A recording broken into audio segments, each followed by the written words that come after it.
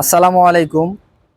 আমার পিছনে আপনারা একটা ভীম কলাম জয়েন্ট দেখতে পাচ্ছেন। এটাকে আমরা ইঞ্জিনিয়ারিং ভাষায় বলি ক্রিটিক্যাল জোন। এই ভীম কলাম জয়েন্টে অনেক সময় দেখা যায় যে রিং ইউজ করা হয় না। প্রত্যেকটা ভীম কলাম জয়েন্টে কলামে যে স্পেসিং 4 ইঞ্চি অথবা 5 ইঞ্চি অ্যাজ পার ড্রয়িং, সেই অনুযায়ী প্রত্যেকটা ভীম কলাম জয়েন্ট আমরা রিং ইউজ করে থাকি, যাতে আমার ক্রিটিক্যাল জোনটা ভীম কলাম জয়েন্ট, এই ক্রিটিক্যাল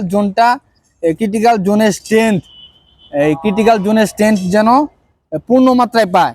সেই জন্য আমরা প্রত্যেকটা কলামে ভীম কলাম জয়েন্টে রিং ইউজ করে থাকি। আপনাদের যদি দেখাই, এখানে আমরা রিং ইউজ করছি 1টা 2টা 3টা 4টা 5টা। এই কলামে রিং ইউজ করা হয়েছে 5টা, এবং আমাদের যে ভীমের মেইন বার, সেই মেইন বারের মাটাম দেওয়া হয়েছে 14 ইঞ্চি করে, এবং এক্সট্রা টপের মাটাম দেওয়া হয়েছে 7 ইঞ্চি করে। 6 ইঞ্চি অথবা 7 ইঞ্চি, 6 ইঞ্চি নিচে হয় না। মেইন বারের যে আমার এই ভীমের হাইট হচ্ছে 21 ইঞ্চি। এখন মেইন বারে যে 14 ইঞ্চি মাটাম দেওয়া হয়েছে, এই মাটামটা ওভারল্যাপ হয়েছে।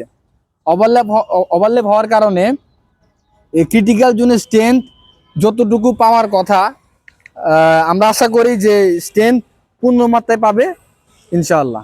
ধন্যবাদ।